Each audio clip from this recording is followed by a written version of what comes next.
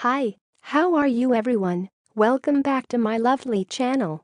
For your information, this video was created on 09 June 2018, 05 of hour, 25 of minute and 55 of second. In this lovely day, we are going to explain something. The thing is, how do you paddle a kayak? In the next few seconds you will get a short information about how do you paddle a kayak. Hopefully it will help you. Enjoy the video. Here is the explanation about how do you paddle a kayak. Remember, if your legs are too straight, you may strain your lower back. The power stroke, the basic paddle technique, is a forward stroke. Place the blade in the water near your toes. Pull the blade back alongside the kayak approximately to your hip. A better way to think of it is pulling the kayak up to the blade.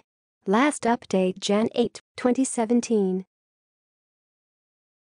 Now, we will give you 20 seconds to read again the explanation by yourself so you can absorb this information. Please take your time.